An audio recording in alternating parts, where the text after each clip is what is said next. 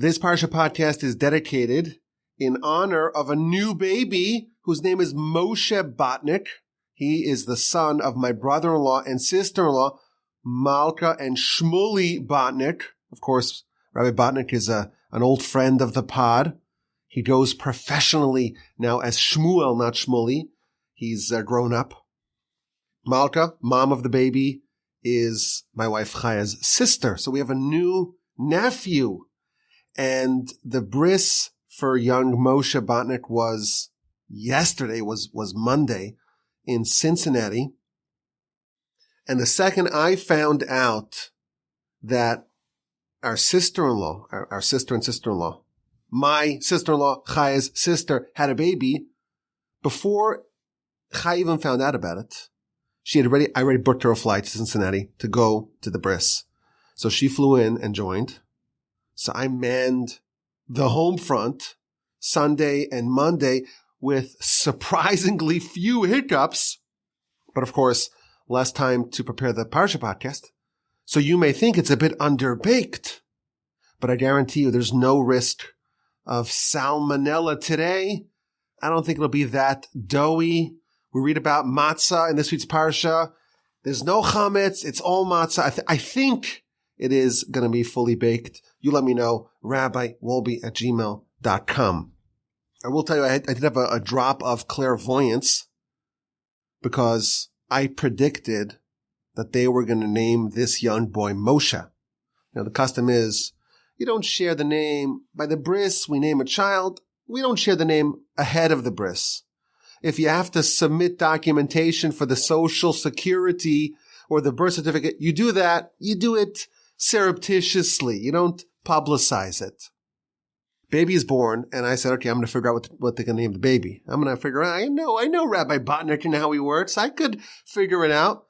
So I started to scan famous people who passed away that day. Whose yard site is the day the baby's born? And the first name on the list, Rabbi Moshe ben Maimon, the Rambam, Maimonides, on that same day. That's number one. Number two, Rabbi Botnick, he was a very close student of Rabbi Moshe Wolfson, who recently passed away. We mentioned Rabbi Wolfson in last week's Parsha Podcast, and in the previous week's Parsha Podcast, the book was recommended to me by Rabbi Botnick, and he was a close friend of Rabbi Moshe Wolfson, who passed away, plus all these week's Parshios are all about Moshe. So for those two reasons, it says they're going to name this boy Moshe. And I have a thing. I like to guess what the name's going to be ahead of time. But this time I told my wife, I said, not only am I convinced, I will be shocked if they don't name the baby Moshe. And of course, I wasn't shocked. And when Chaya was at the bris, she did like a video call for all the family that wasn't there. And we're listening in. They're about to announce the name. And I said, Moshe. And then I said it right before they said it. My daughter's like, how did you know? Well, I figured it out. There's a new boy. His name is Moshe Botnick. And we hope that he grows and flourishes, becomes a great Torah scholar and a great Jew and person, someone who brings joy to the family, to the extended family, to the entire Jewish nation, and of course, to the Almighty in heaven. It's Parshas Bo. It's the Parsha Podcast. And this year, it's the 9th year of the Parsha Podcast. And the theme for this year is Torah is your ID. The letter I stands for idea. And D stands for dilemma. And the idea today is bonkers. It's bonkers. Now, if you think that bonkers is bad, no, it's good. This is the kind of slang that kids today use. When you want to say something is really good, it's bonkers. And I'm trying to sound really hip so that my children will want to listen to the podcast. And I'm picking up all their slang. So like when you say something, you're supposed to say facts, bruh. Those are words that you don't know what it means. But the kids know this is going to be bonkers. And it's bonkers for all sorts of reasons. For one, it brings us behind the curtains. We always talk about how the Torah is multidimensional, multi-layered, multifaceted, 70 facets to Torah, all this depth and all these connections that are so invisible to us looking at it from the surface. We're going to get a little taste and a little flavor of what that means. Like a little a little dose, a micro dose on studying the Torah on that advanced level. But what's really special about this idea is that it's also still somewhat accessible even to simpletons like us. We're getting in the batter's box and there's a major league fastball, but we can even appreciate it as amateurs, as lay people. Parsha Podcast, of course, tells the story of the Exodus. We're in the book of Exodus, and the whole story, Parsha Shmos, last week, Va'era, Parshas Bo, next week, Beshalach, which is going to be, of course, the chase down. But the actual Exodus happens here. We're going to read about the final 3 of the 10 plagues. It starts off, Moshe is negotiating with Pharaoh. He says, take the adults, leave the kids behind. He still thinks he has some leverage. So, of course, the Almighty unleashes the plague of locust. I'll send them, just stop the swarms. And of course, God hardened his heart. It's not going to be so simple. Then there's darkness. Okay, fine, go, but just leave the animals behind. Moshe says, no, buddy, you don't get it. We're taking everyone and everything. And not only that, you're going to send animals for us to sacrifice. You don't understand what's going to happen. And Pharaoh says to Moshe, we're done. Leave and never come back. And Moshe says, you are right. You are correct. I'm going to leave and I ain't coming back. The next time we meet, you are coming to me. Because at around midnight, there's going to be a great cry throughout all of Egypt. The firstborn will all die. And Moshe turns around, storms out, never to return to Pharaoh's palace. Pharaoh, indeed, will come to Moshe next time. And then we get many, many laws. God tells Moshe, we're preparing for the Exodus. We start off with the mitzvah of a calendar to sanctify the new months, which means, of course, to declare that there's a Rosh Chodesh, the new month, but also means to manage a calendar. We have a complicated calendar.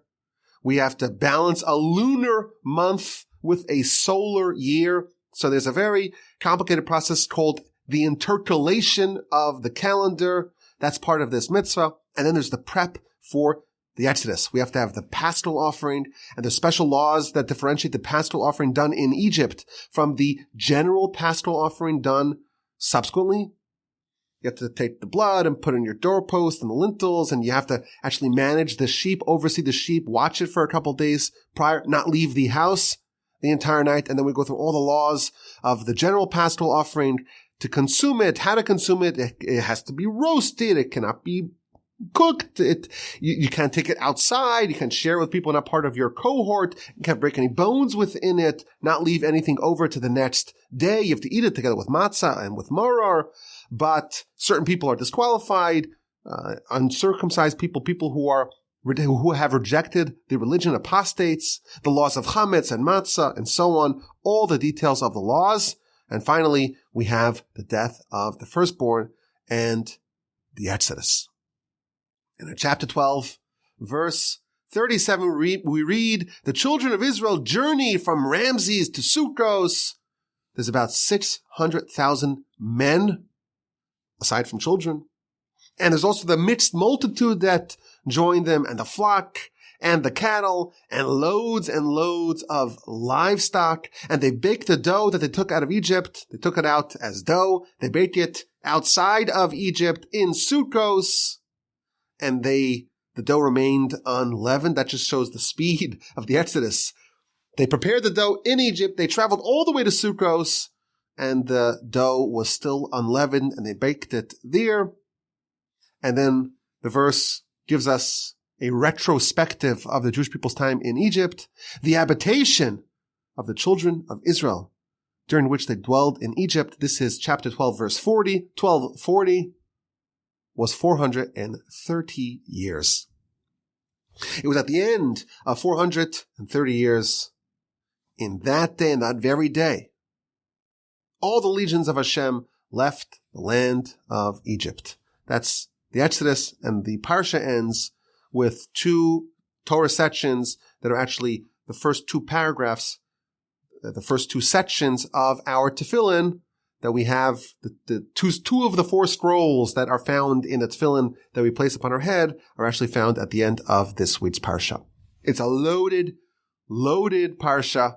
We're going to focus on just one part of it or just one section of it, but we're going to learn something really cool and really fascinating, interesting, and a bit bonkers.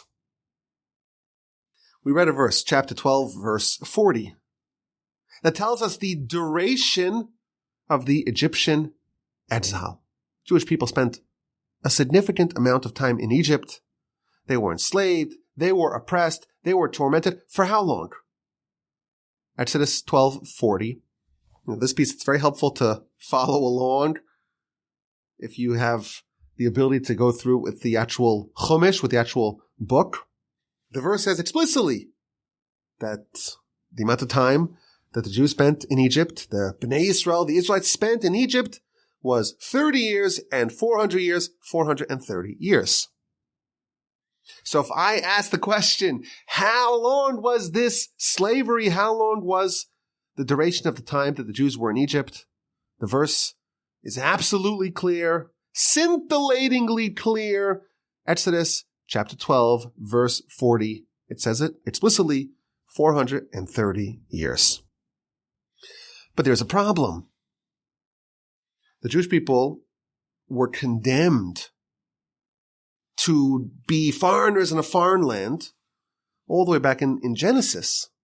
Abraham, before even Isaac was born, before Jacob was born, before the 12 sons of Jacob were born, before Joseph went to Egypt, before anyone went to Egypt, Abraham was told in chapter 15 of the book of Genesis, in a very dramatic episode known as the covenant between the parts, the bris bein abesarim, God tells Abraham, he was then called Abraham, you should surely know that your descendants will be foreigners in a foreign land, in a land that's not theirs. Ve'avadum, and they will enslave them. Ve'inu osam, and they will oppress and torment them.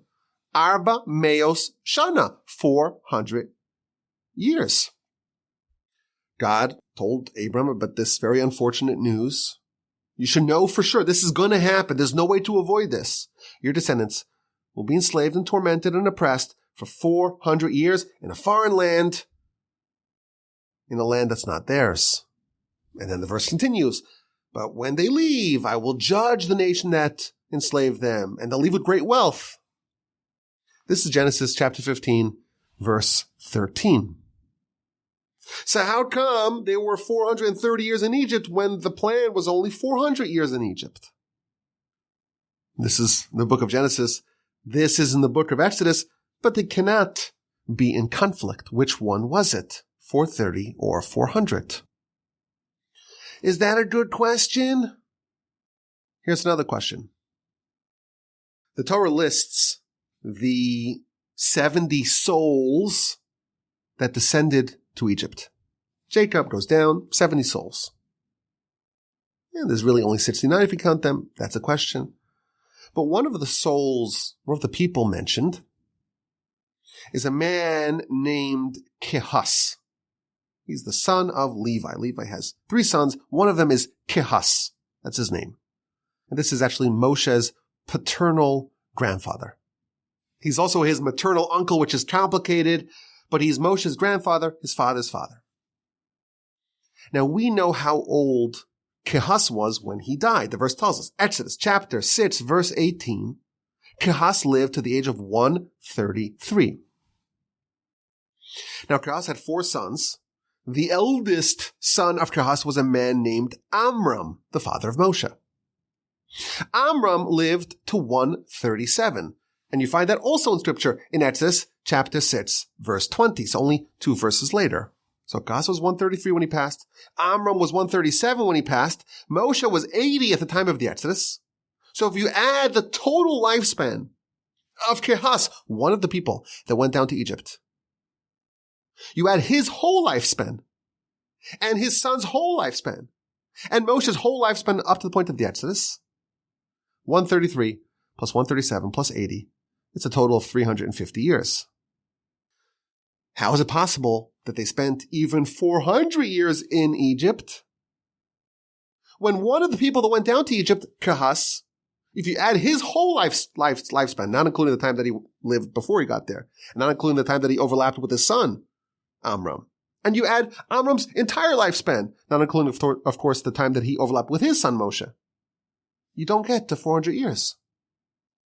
It cannot possibly be that the Jewish people were in Egypt, not even for 400 years, certainly not 430 years. Yet, we read a verse in our Parsha. Check it up. In every version of the Torah, you'll find chapter 12, verse 40. The Jewish people were 430 years in Egypt. That's another very good question.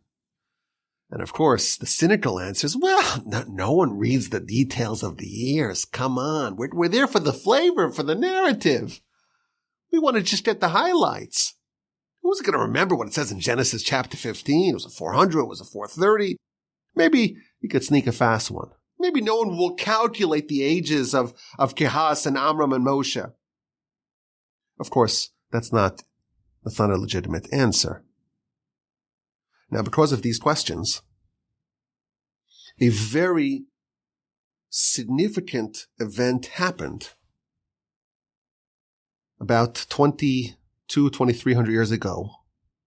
Something very unusual, dramatic, maybe even a bit sacrilegious happened. There was a world leader who was an emperor. His name was Ptolemy. He was one of the Greeks, Ptolemy, the Egyptian Greeks. And he invited 70 of the greatest sages in the world to come for a visit. We're just going to chat. And they all came, and he handcuffed them. And he placed each one of these great rabbis in a room by themselves. He didn't tell them what they're coming for, and he didn't allow them to collude, collaborate, coordinate. He put them in 70 rooms. And he said, I want each one of you to translate the Torah into Greek. I want to know what this is all about. What's all the fuss about? And I don't want you guys to plan and collude so no one knew why they were invited. They just got this nice calligraphied invitation. They showed up and they were put into different rooms and they were not allowed to leave until he finished translating the entire Torah in Greek. Now, this is a problem because if it says something which is wrong or offensive or could be misinterpreted, and he can't read Hebrew, but he could read Greek, what's going to be? So the Talmud says that a miracle happened, and the Almighty placed wisdom and almost a degree of prophecy into the heart of each one of these 70 different men, and they knew exactly how to tinker with it to make sure that they altered certain things in the translation of the Torah to Greek in the Septuagint so that Ptolemy will not misinterpret the Torah. And one of the changes is in our verse. Our verse, it talks about the Jewish people being in Egypt for 430 years. Well, there's an obvious contradiction. It was 400 years. It was supposed to be 400 years. And the math doesn't check out. So they switched the verse. Now again, they didn't switch the verse to switch the Torah. They switched the verse so it doesn't get misinterpreted. Ptolemy won't have the sophistication needed to understand our questions. So they switched it from 430 to 400. So it's the same. It's congruent with the prophecy to Abraham. And they added a little bit of just some clarification. The Jewish people, the Israelites, they spent the time that they spent in Egypt and elsewhere, that the word and elsewhere, was 400 years. A slight emendation to the Torah for the purposes of it not being misinterpreted. And they all agreed upon that. Ptolemy gets that. And there's just uniformity. He knows there's no tricks. And thus they avoid a problem of him misinterpreting the Torah. Now, there's many other examples the Talmud cites. If you want to read the Talmud, it's in the book of Megillah on page 9a. Our questions are such strong questions. 400 versus 430. And just the math doesn't check out. And for that reason, they solve both problems by slightly amending the verse. Now, of course, this was just to blow off the emperor, if you will. what actually are the answers? How do we resolve and reconcile these apparently irreconcilable verses? So we don't have to go far. Of course, Rashi, on our verse, he answers the question. The total exile was 430 years. That clock started with the actual covenant between the parts. From when Abram was told about the exile until now, it's 430 years.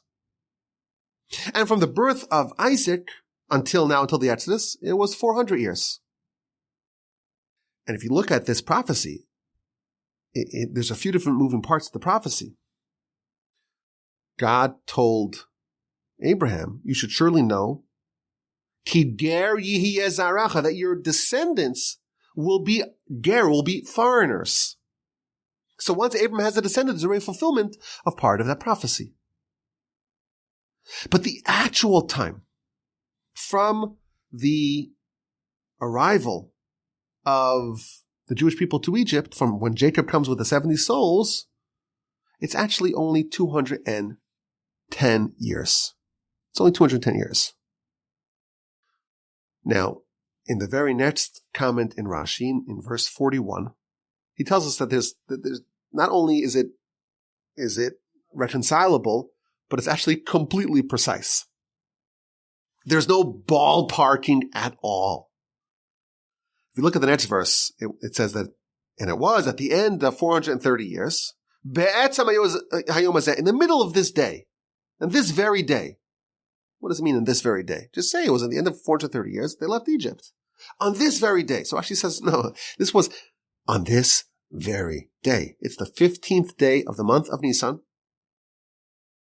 And the covenant between the parts, where Abraham, chapter 15 of Genesis, was told about the enslavement and the being a foreigner in a foreign land, his descendants will be foreigners in a foreign land, and so on. And they'll leave with great wealth. That happened also on the 15th day of Nisan. And the birth of Isaac was also on the 15th day of Nisan.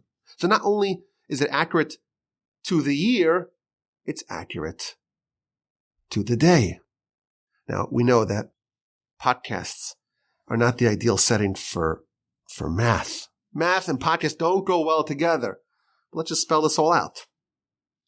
The covenant between the parts was on the 15th day of Nisan, and it promised 400 years of servitude for his descendants. But once that prophecy is conveyed, a clock begins to tick, the 430-year clock. But the 400-year clock does not begin until Abram actually has a child. And Isaac is born 30 years to the day from the covenant between the parts. And then the 400-year clock starts ticking. Let's do some math here. The verse tells us, the beginning of Parsha Toldos, it says that Isaac was 60 years old when Jacob was born. So if you deduct from 460, well, you have 340 left. And Jacob, when he meets Pharaoh, remember he meets Pharaoh and says, how old are you? The years and the days of my life. It's a very complicated verse. Remember that? He tells him, I'm 130. So 340 minus 130, Jacob's age when he arrives to Egypt, you have 210 years in Egypt itself. The actual time of enslavement in Egypt, 210. And again, the Exodus is exactly on this very day, the 15th day of Nisan, exactly 430 years to the day from the covenant between the parts. And of course, from the birth of Isaac.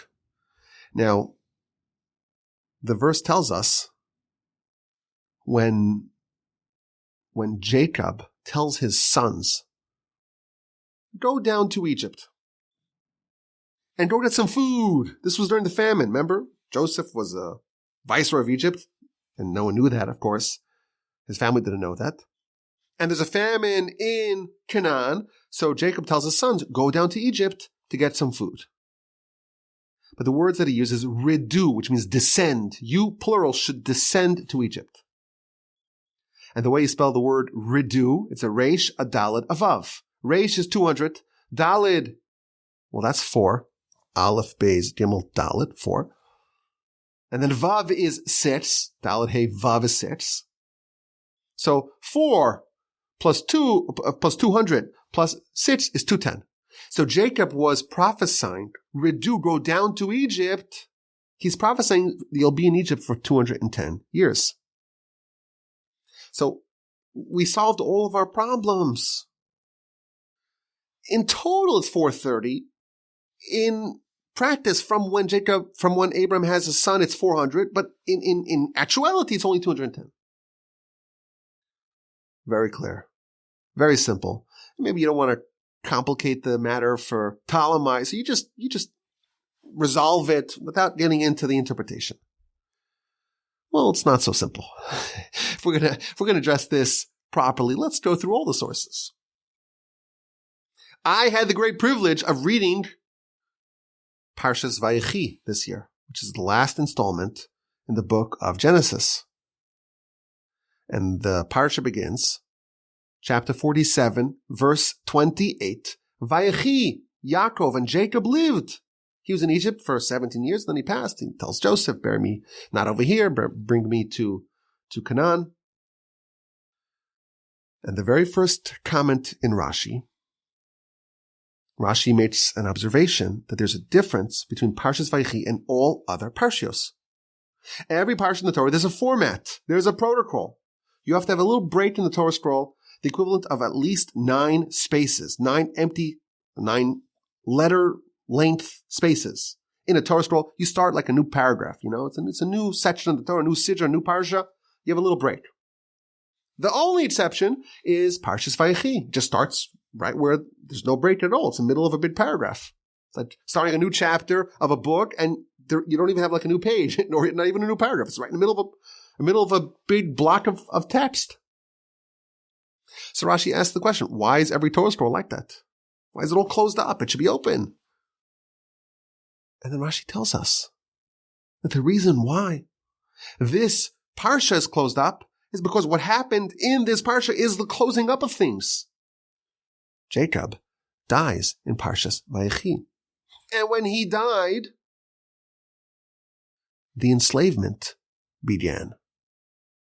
And because the enslavement closed up the hearts of his descendants, the Torah scroll itself reflects that. And it too is closed up. So Rashi here tells us, again, this is Rashi to Genesis 43:28.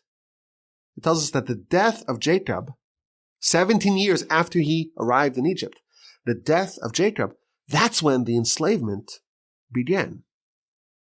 Well, if we know that it's 210 years from when Jacob arrived to Egypt until the Exodus, if you deduct 17 years from that, it's 193. So the actual enslavement, Rashi tells us, it was 193 years. So we have 430, 400, 210. But the actual enslavement was only 193. Pretty simple. Pretty clear. It's unambiguous. There's no questions left, right, wrong. I also had the great privilege of reading Parshas Va'era, which is not this week, it's last week's Parsha.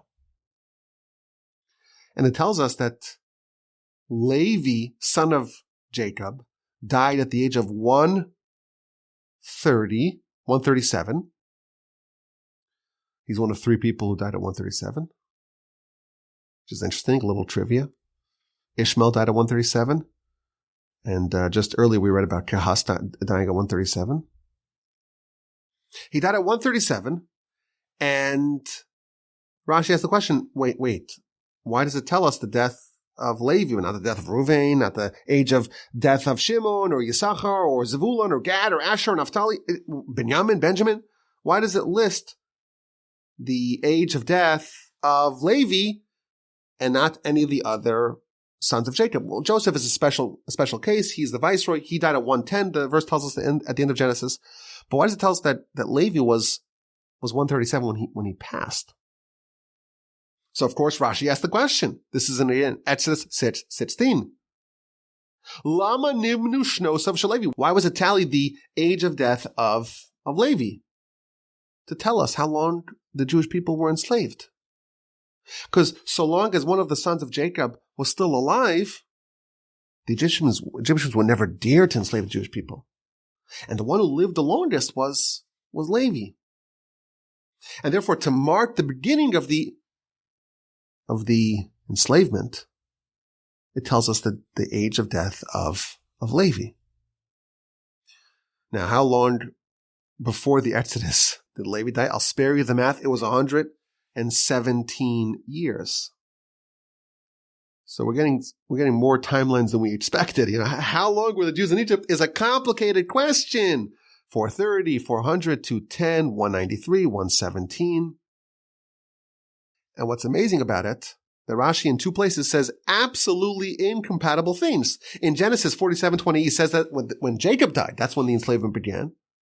And only a few chapters later, Exodus chapter 6, verse 16, it tells us that when Levi died, that's when the enslavement began. What's going on? How long were they actually enslaved? So, of course, the commentaries talk about this. The Maharal gives an answer. He says that it was only sporadic enslavement when Jacob died, but then it became a more permanent enslavement when Levi died. Others suggest that it was enslavement by choice when Jacob died. It was almost like a national effort of working for Pharaoh, but you could opt out if you want. It became mandatory when Levi died. But there's an essay. It's one of those life-changing essays, authored by the great Megala Amukos, Rabbi Spira, the chief rabbi of Krakow. He lived a very long time ago, about 400 years ago. And he says, there's a lot more going on over here. How long were the Jews in Egypt? There's actually 11 different answers to that question. But somehow they're not contradictory. You see, the prophecy of the covenant between the parts, it actually refers to 11 different dimensions of slavery, of subjugation, of submission. And each one has their own timeline. So let's go through the 11 timelines of the exile. Are you ready? 430 years before the Exodus was the covenant between the parts. At that time, God declared, Yodoated, you should know this for sure. Abram, I have very disappointing news. I have good news, I have bad news. The good news is your children will flourish and will leave with great wealth, and those who oppress them will be judged, and you'll have descendants. A lot of good news came to Abram between the parts. But there's some bad news as well. You should know for sure this will surely happen. They'll be enslaved for 400 years. Imagine Abram hearing that. The verse actually says that he was shaken up by that. Imagine knowing that. Knowing what's in store for you, what your future looks like. Abram was shackled to a certain extent by this knowledge. There's something about the enslavement and the oppression and the submission that already began then. Well, of course, this is just the beginning. Isaac was born 400 years prior to the Exodus. And Isaac is actually Abraham's descendant. Part of the prophecy was, Yodoate, that you should surely know that your descendants will be foreigners in a foreign land. Abraham's heir is Isaac. So the next puzzle piece in this prophecy is now in place. And now the next part of this prophecy is in motion. Your descendants are already here. This is another dimension, another element of the exile. Now, Isaac himself never actually went to Egypt. When he wanted to go, God says, no, you're not going.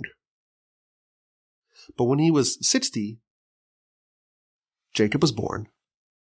And that was the first descendant of Abraham who would actually descend to Egypt. That's when that person was born. Now, Isaac was 60 when Jacob was born. That means that it was 340 years before the Exodus, where the next realm, the next dimension of the enslavement began. Now, if I actually went through this piece in its totality, I told you that this is like the major leagues. This is like with those dimensions and lots of moving parts, and you really have to keep track of a lot, and it's better to go through it inside. There's a lot here. And if I went through everything, this podcast would be the length of 3 podcasts. So I'm gonna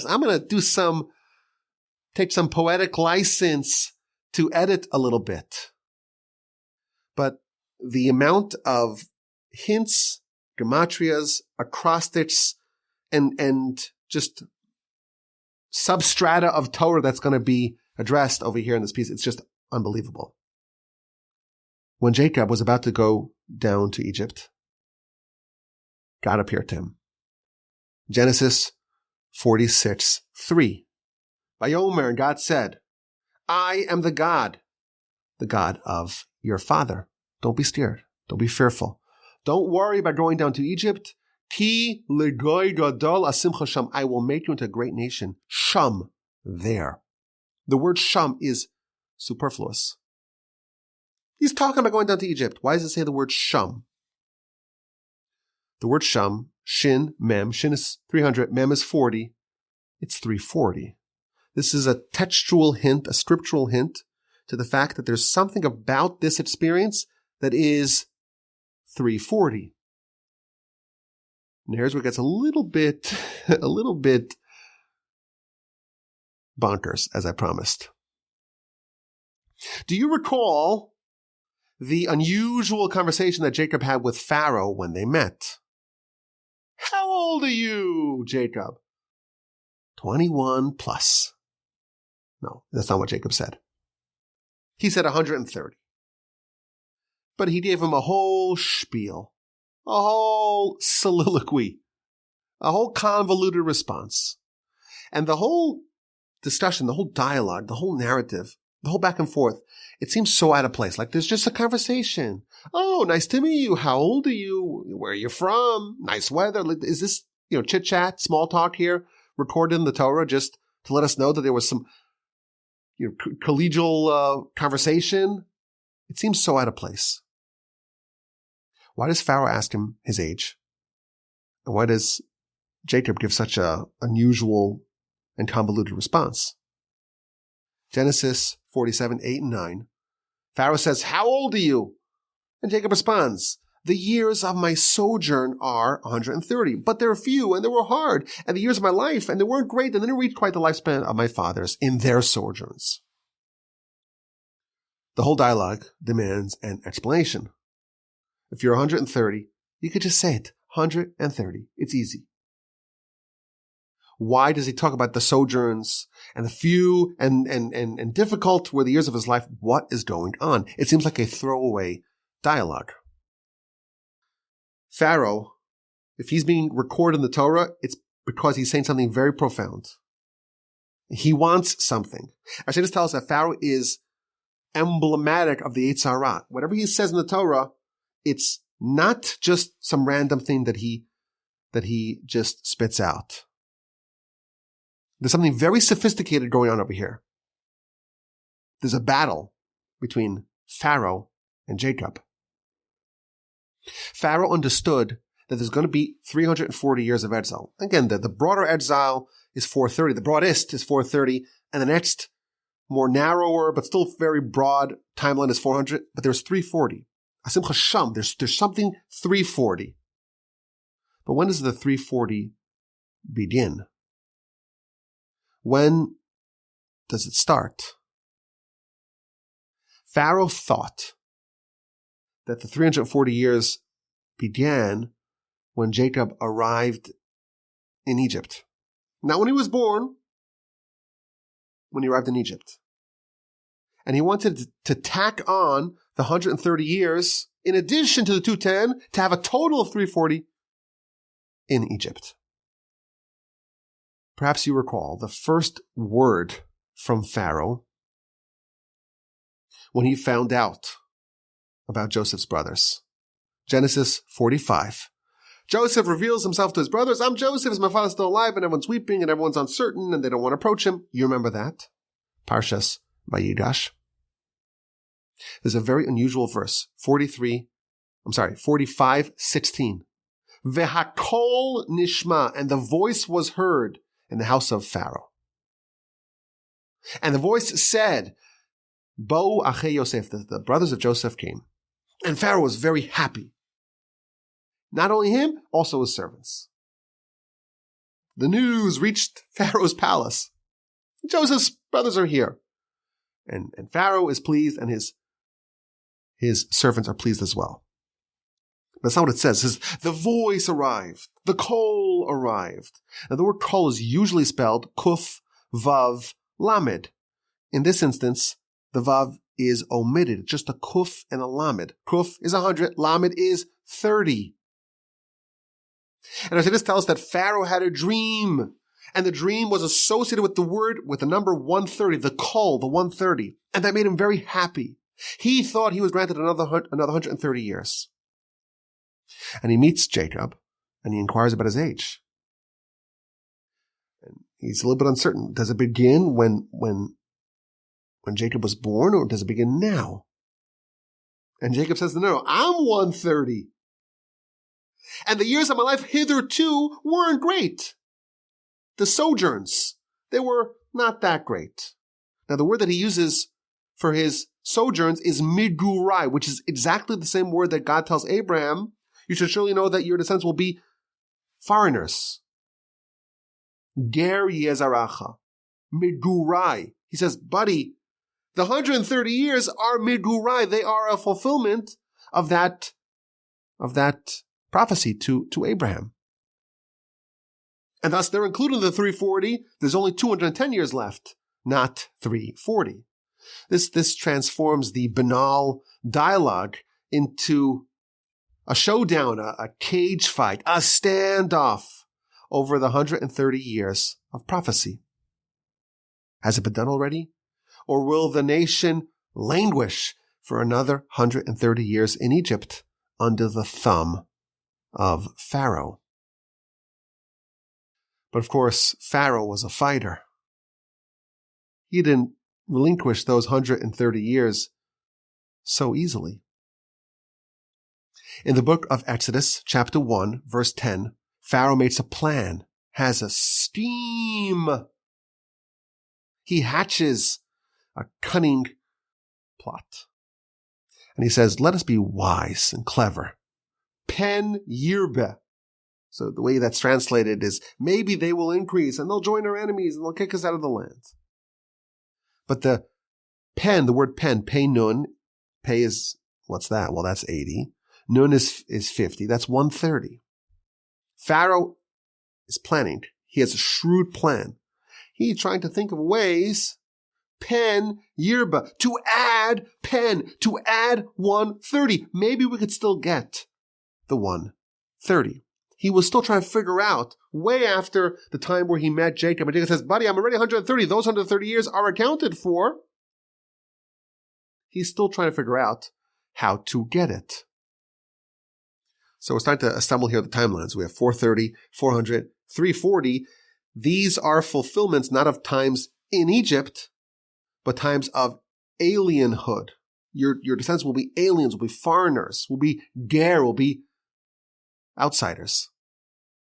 Not necessarily in Egypt. That's the next part of the prophecy.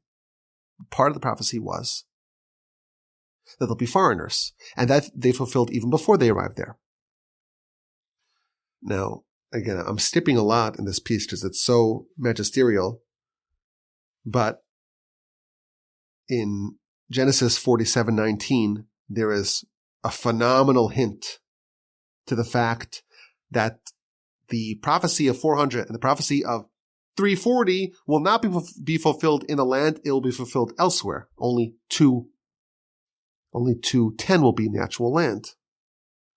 Okay, I'll give you another one. Listen to this. 42:2. This is when Jacob sends his descendants his sons to Egypt to go secure some provisions, procure some food.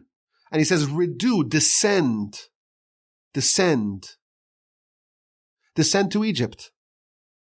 And the word redu, reish daled vav, is 210. Now, what does he say? The words in Hebrew are, v'shivru lanu misham, and go acquire for us from there. Get food for us from there. And we will live and not die. He tells his son, go get some food. But it doesn't say, he says, go to Egypt. If you're going to Egypt, I could just say, get food. It doesn't say, get food from there, you're in Egypt. Again, these are subtleties that we would not pick up. But if we're going to the major leagues, we've got to pick up every little subtlety. Why does it say the word misham? From Sham. Sham, you recall, Shin and Mem is 340. So we have Redu, 210, and he says, go get lanu for us, Lamed, 30, Nun, well, that's 50, Vav, that's 6, 86, get lanu, 86, Misham from 340. We're getting a little ahead of ourselves. But the actual intense enslavement will only be for 86 years. And this is the prophecy. We're going to be in Egypt for 210, but only 86 of that is going to be Misham from the 340. That's all hinted to in 42:2. Now again, just imagine you're one of the 70 rabbis. You're trying to explain this to Ptolemy. It's just way too complicated. And we're nowhere near finished. Now, is Joseph part of this family? Joseph's part of the family. And when does he arrive in Egypt? He's there. When he was, remember the story? They wanted to kill him. Well, put him in the pit that's teeming with vipers and scorpions. Oh, let's sell him. He ends up in Egypt 22 years before the rest of the family. So if everyone else, the 70 souls, arrived 210 years before the Exodus, well, Joseph preceded them by 22 years. And thus, if you mark the beginning of, the first representative of our people down to Egypt, that's Joseph, and that's 232 years before the actual Exodus. And thus we find in the very ancient source, the Targum Yonasan ben Uziel, he says that the actual enslavement was 232 years. Why? Because that begins with the descent of Joseph. And it's hinted to, of course, in the Torah. Where? In the actual prophecy covenant between the parts, there's a very, very iconic, dramatic, striking description of what you're supposed to do between the parts. So you take the animals, divide them in half.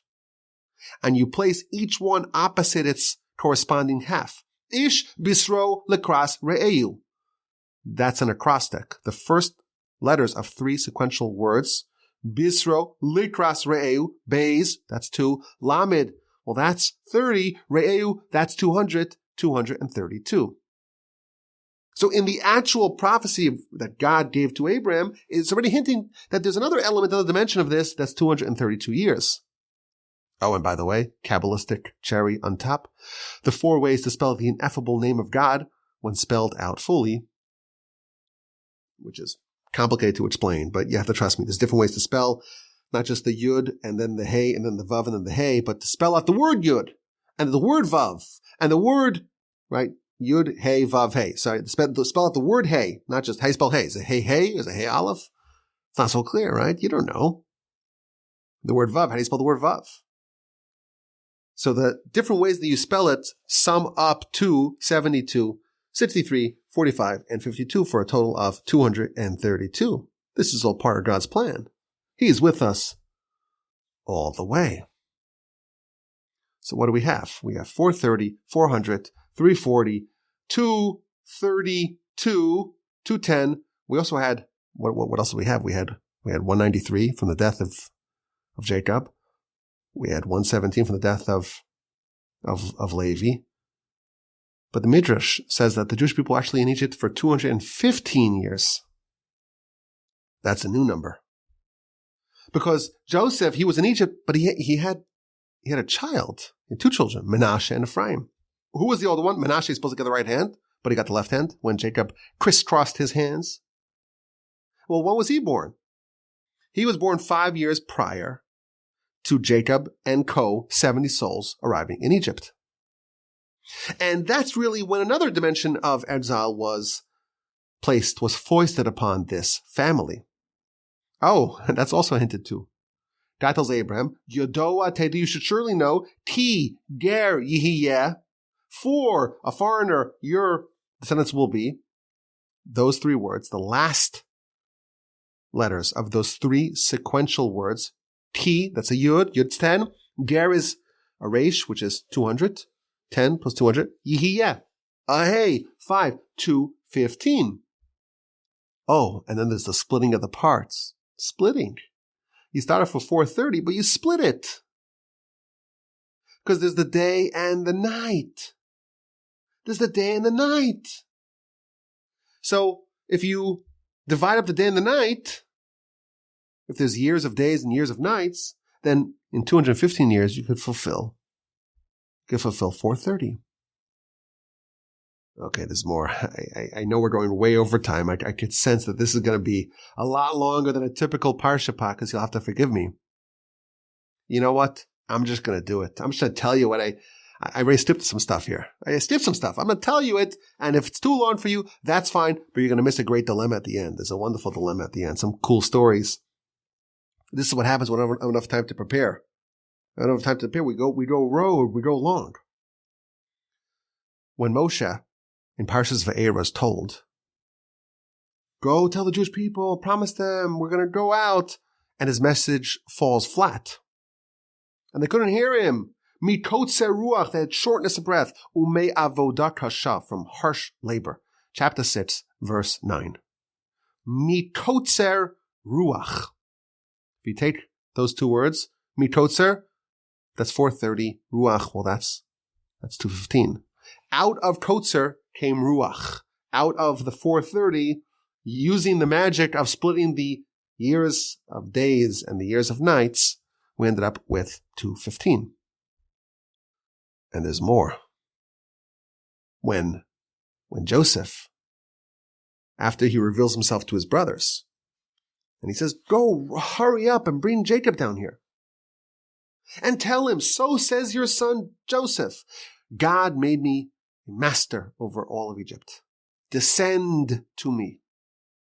Jacob told his sons, descend to Egypt. And Joseph tells his father, descend to me. But the word redu, that's plural descent. Jacob told his sons to descend. Joseph is sending a message back to an individual to descend. And that's not spelled redu with a hey, it's rida, descend, individually.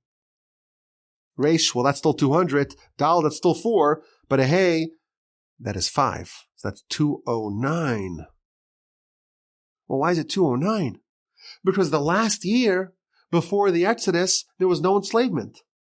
So if you look at the timeline from when Jacob and 70 souls arrived to Egypt until they were freed from bondage, they weren't yet released from Egypt, but there was no longer any enslavement, that's only 209 years.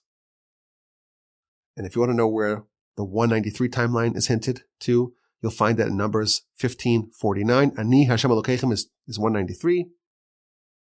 And then from the death of Joseph, when Joseph died, that too marked another moment of intensification of enslavement and of exile.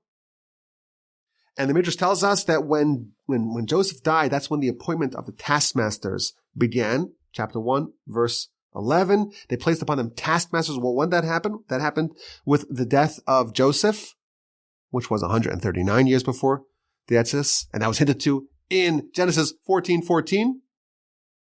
And the death of Levi at 117 years before the Exodus, that's hinted to in Isaiah 26:20.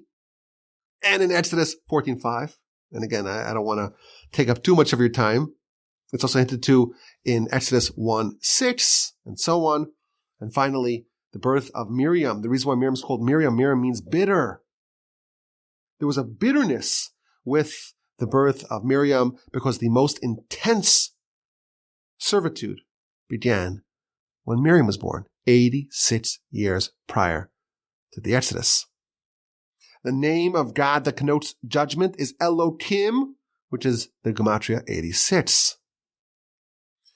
When God tells Abram, you should surely know, we have revisited this verse many times, you should surely know, Ki der yezaracha, the descendants will be foreigners in a foreign land. Va'avadum v'inu osam, at that point of the prophecy, they will enslave them, and they will torment them.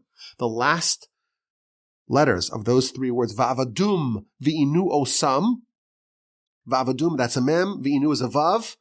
And osam is another mem. 40 plus 6 is 86. And by the way, Joseph, when he sends the message back up to his father, Va'atem alula shalom. He sends a message to his brothers, 44:17, mem, vav, mem. So what do we have? How long were these people actually in Egypt? We have 11 different answers. Since the covenant between the parts, 430. Since the birth of Isaac, 400. Since the birth of Jacob, 340. Since the descent of Joseph to Egypt, 232. Birth of Manasseh, that is 215. The actual time in Egypt is 210 if you count even the last year. 209 if you minus the year of the plagues. 193 from the death of Jacob. 139 from the death of Joseph. 117 from the death of Levi. And finally, 86 from the birth of Miriam. Now go explain this to Ptolemy, okay? You have 1 minute to explain all that. You can't. It's too much. It's too complicated. You have to just simplify it. Make an amendation. Otherwise, there's no way to resolve it you need a lot of time for this. So to answer the question, how long were the Israelites actually enslaved? It's complicated. That's the answer. It's complicated. It's like what they used to have. I started working at Torch. Give you a sense of how long I've been here. It was in 2012.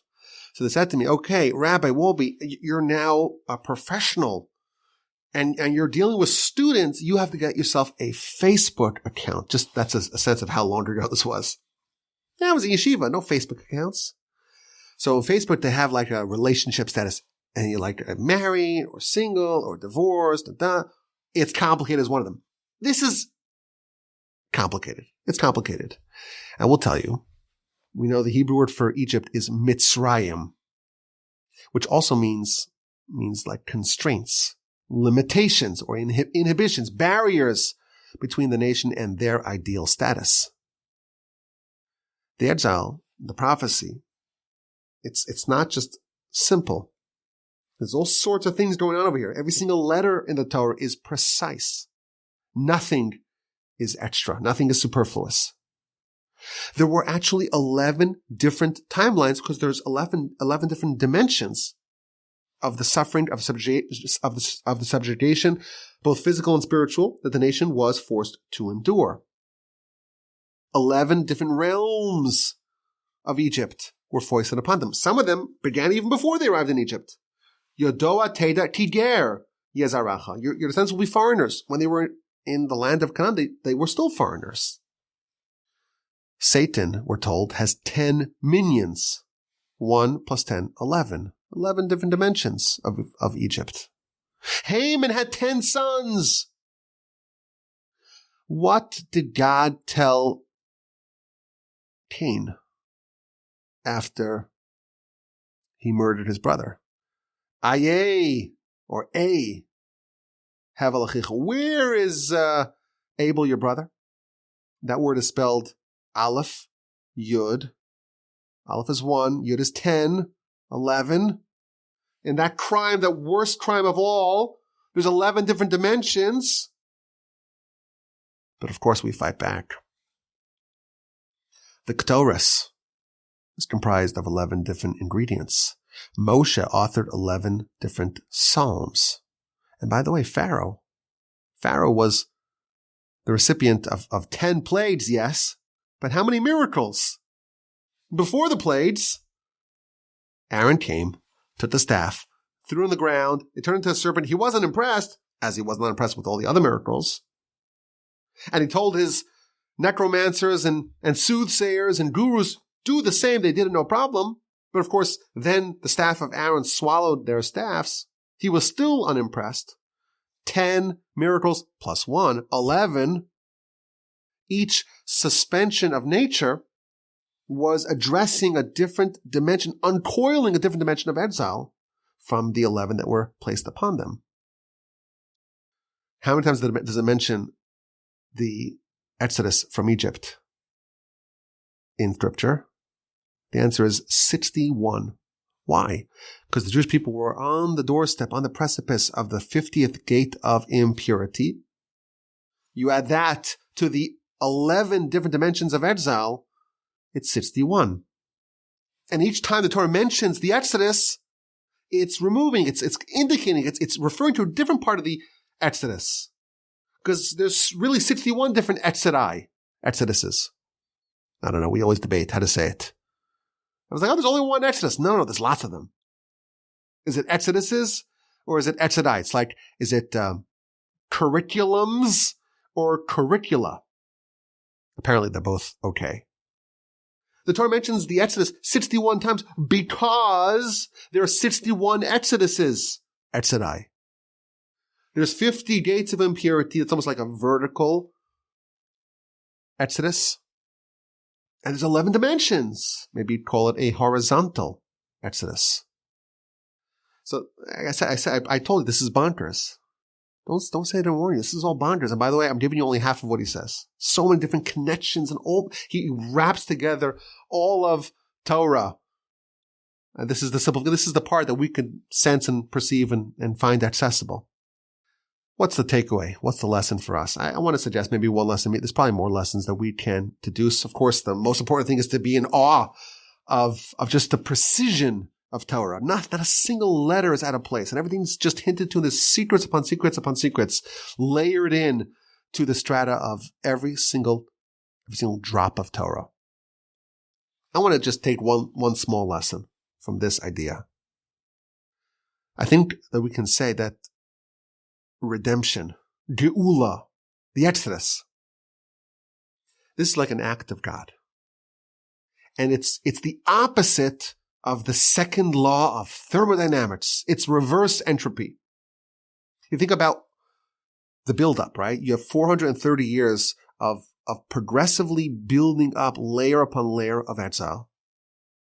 And it's dismantled with the Exodus all at once.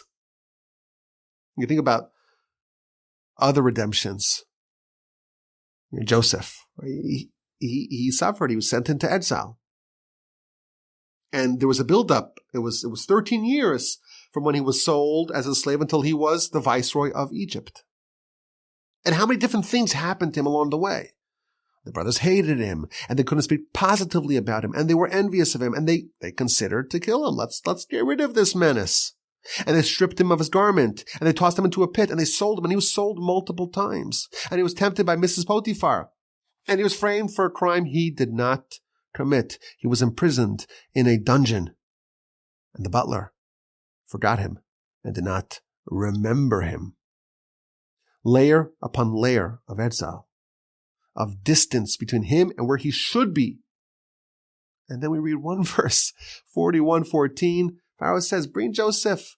I want to see Joseph. And they rush him out of the pit.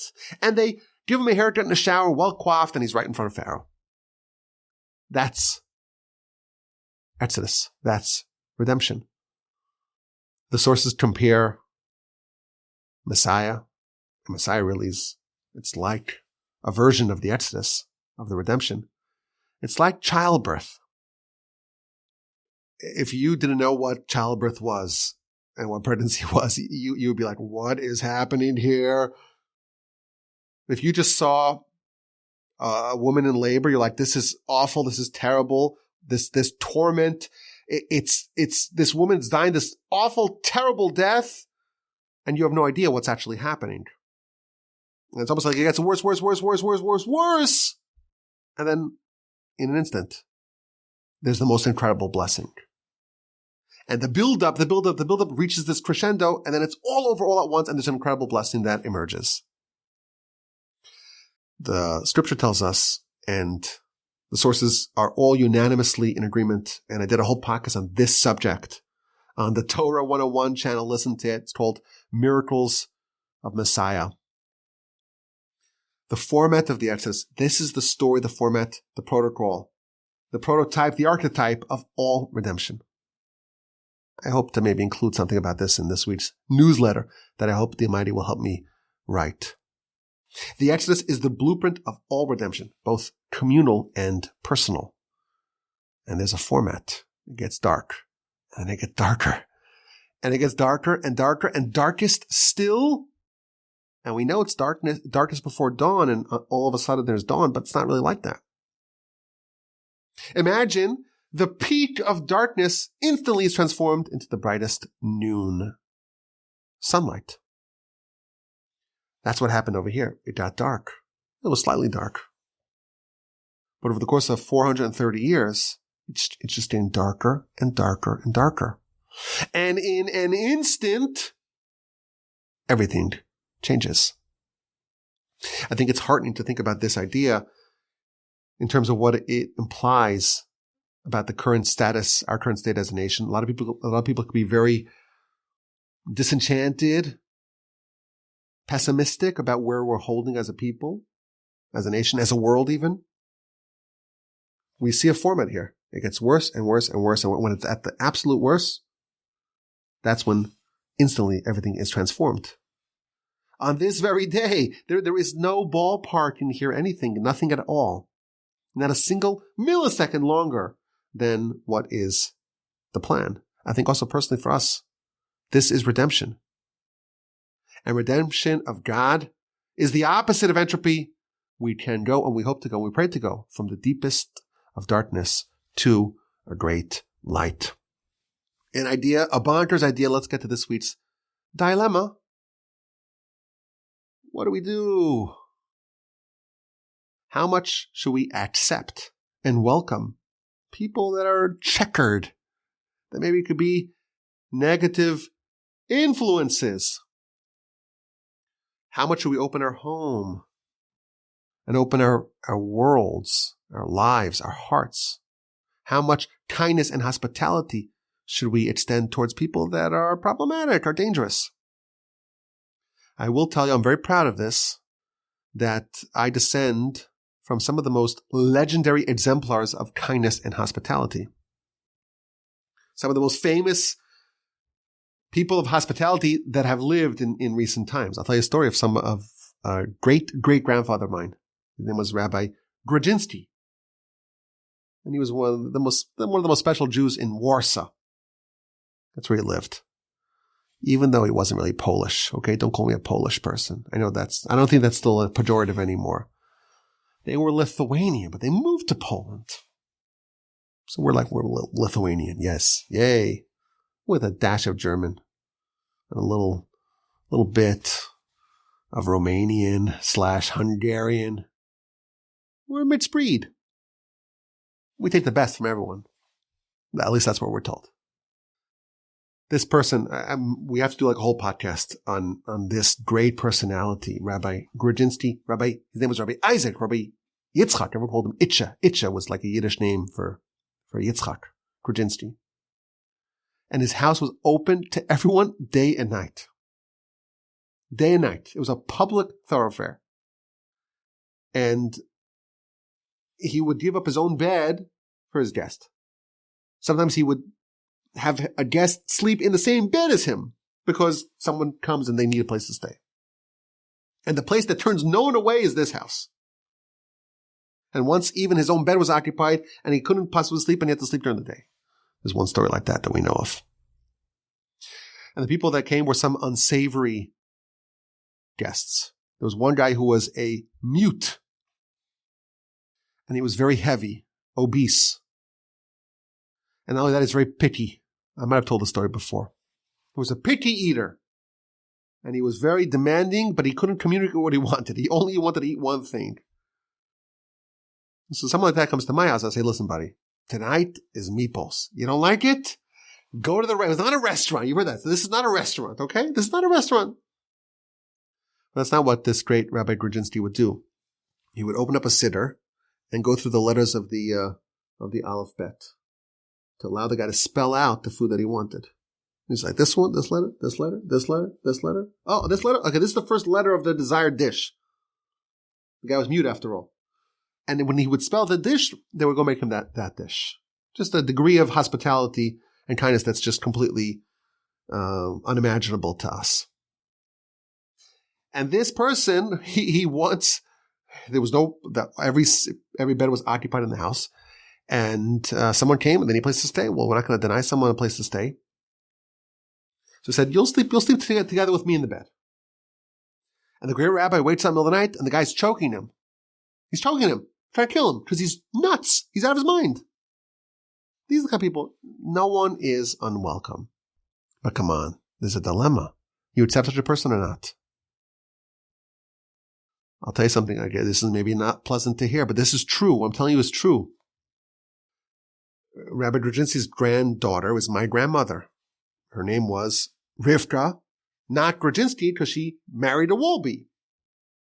And they too had a home that all sorts of people were welcomed in. This is true. You can ask my father, email him. It's a true story. There was one guy who was so crazy. He was like a fixture, a mainstay in the house, and he was nuts. This is true. I apologize. I have to tell you this, but he would take his own excrement and throw it on the ground, under the bed. He would hide it. Just lunatic. They have a better heart than I do, okay? I'll tell you some stories about my parents. My parents, their home still today is open wide for all to come in. And they'll host anyone. Even some strange, unsavory, and dangerous people. There was a time when I was a young teenager, their house was like a place for the juvies. People whose behavior, people who grew up, let's say, in nice Jewish families, even rabbinic and prestigious families, but for some reason, they got involved with the bad crowd or something went wrong and they were unwelcome in their own homes. So my parents said, they're unwelcome, they come to us. They come to us in the basement. They were in the basement. They had a bunch of bedrooms, all sorts of people. This is like a place to be rehabilitated. So one guy was the kleptomaniac. Okay, this guy stole money from the pushto. Who steals money from the pushto? You put money for charity? He steals it. Most likely stole my mother's candelabra. Okay, this candelabra she got as a young bride, candle to light the Shabbos. He stole it to pawn it off. Okay, well, what kind of person? One day, it was right before Shabbos, we got a call. Okay, I'm in the clink. Bail me out. He went to J.C. Penney, okay? Went to J.C. Penney, put on 12 belts, walked out, and it started beeping, and they arrested him. To bail him out or not to bail him out? So my father got advice, don't bail him out. Somehow he got out, in the middle of the Shabbos meal, he just walks in. I remember this. I know that this guy was no good. I knew he would never be rehabilitated. I knew. There was another guy, okay, who had an abnormal and very unhealthy obsession with young children, okay? This guy's dangerous. Dangerous. And he came from a very, very, very prestigious family. A rabbinic family, but not just a rabbinic family, a prestigious family. And the guy was dangerous. Okay, but my parents took him in. Hearts of gold. And thank God, the Almighty protects the Wolbies. What do you know? The Almighty loves us. Okay, this is before the internet. Okay, we didn't know about these things. We grew up in like an fairly insular environment. All sorts of substances. Another guy came from another rabbinic family. Completely rejected religion. We grew up in a very religious family. Rejected out. And just wild, very wild and unpredictable. And I remember when I was a teenager, I was 15 years old, I flew to Israel by myself, which is a saga for its own day. And like the brother of this person who was living in the basement, he came with his brother's tefillin. Like, this is a family. He went to America. He's like, you didn't even take the tefillin. Unfortunately, he's no longer with us, that young man. This was like a place where the last hope. There's no hope for these kids. Nothing. Go to the wall. Go to the Wolbies. You bring some people into your house. You have little kids, grandkids around. You could save their lives. These are brothers and sisters of ours. You could save their lives. You could restore them to stability. You show them a normal family. Maybe they grew up in a crazy place. A breath of fresh air, especially Israelis. They come to a different environment, different people. They could get their life in order, get a job, learn responsibility. I met, when I was in Canada, one of these trips that I took to Canada, I met someone, just saw him in shul. We started chatting, and he tells me his name. I said, oh, I know someone with that name. He used to live in the basement. And it turns out it was this guy's brother. I said, well, how's he doing? And this guy was so nuts, crazy. And he was little. He was like a young teenager, which is beyond the point of anything, beyond the absolute, off the charts in craziness. Well, it turns out he's married. He's flourishing. He's got a bunch of kids, doing well. Totally off the reservation. Gets welcomed in. And what do you know? Miracles happen. But it's still a dilemma. A lot of people think, well, how could you do that? It's dangerous. Could you welcome such potentially dangerous people into your home? Maybe you should reject them. Maybe they're dangerous. They could serve as a negative influence. That dilemma is front and center in our Parsha. Jewish people leave 600,000 adult men, not including children. And then we read a curious verse, 12:38. Mixed multitude. Lots and lots of other people joined. This is the only verse in the Torah about the mixed multitude. And we're told that God tried to dissuade Moshe. Don't take these people. They could be troublesome. There could be some rotten apples here. And indeed, in chapter 32 of Exodus, Moshe's in heaven getting the tablets from God. And God says, go down. Go, your nation has corrupted. Your nation? Is that my nation? It's your nation. Didn't we say that it's your nation, God? Why is it my nation? God says, no, it's your nation. Because when the mixed multitude wanted to join, I said, i.e. God says, I'm going to take my nation out of Egypt. And I told you, don't you remember? God says, I told you not to take the mixed multitude. But you were humble and you were righteous and you said, these people want to join. How can we reject them? And I knew, of course, God says, I knew what's going to be in the future. These were the instigators of the golden calf. I said, don't. I said, it's a bad idea. But you wanted it, so we did what you wanted. And some of them brought some of their idolatrous tendencies with them. And therefore it's your nation that corrupted, not mine. And indeed, what do the perpetrators of the golden calf, what do they say? Eile Elohecha Yisrael. This is your God, Israel. It's not saying it's our God, Israel. It's yours. They were mixed multitude, and they were telling the Israelites, it's your God, Israel. The mixed multitude, they're the ones who did the golden calf. What an interesting debate. The Midrash tells us, and it's again hinted to in Scripture, that there was a discussion between God and Moshe. And Moshe says, how can I deny them the opportunity to join the nation? And God says, they're dangerous. Be careful. It's your decision. I said don't allow them. You're righteous, you're humble, you want them, you're more gracious, but it's your nation. I find this absolutely fascinating, something fascinating to consider. This dilemma, this question, apparently was a point of disagreement between Moshe and God. Now, we may read this and say this is a mistake that Moshe made.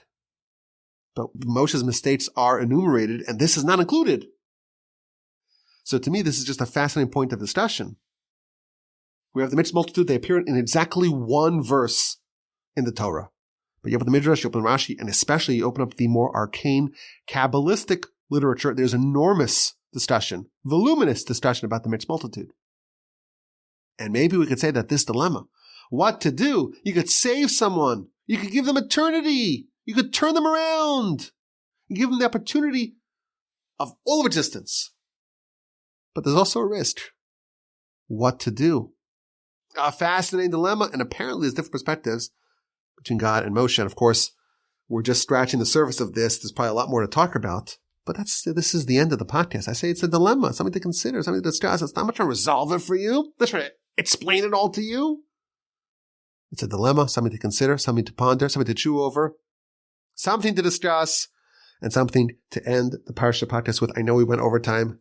I apologize. I actually had more stuff to say. And then I looked at my documents and my notes and my layout. I'm like, this is going to be way too long. So I trimmed it down, but I didn't realize how long it's actually going to be. What can I say? I enjoyed it. I hope you did as well. Thank you for listening. Hope you enjoyed this installment of the Parsha Podcast. My name is Yaakov Wolbe. The email address is rabbiwolbe@gmail.com. If you have yet to email me, what are you waiting for? I'm sitting by my email inbox and I'm hitting refresh, and I'm waiting for you to send me an email. rabbiwolbe@gmail.com. Until next week, please, we'll get together again. If you want to join us live, we're on Zoom now, torchzoom.com, Tuesday nights at 8 p.m. Central. Just put it into your computer, into the browser, torchzoom.com. It will pop up at 8 p.m. Central. So that's 9 p.m. Eastern. It's a bit late for some folks. That's okay. You can always catch it on the podcast. Have a wonderful week. Terrific and splendid and uplifting and invigorating and exciting and meaningful Shabbos upcoming. Please don't help me. We'll talk again next week. Again, the email address is rabbiwolbe@gmail.com.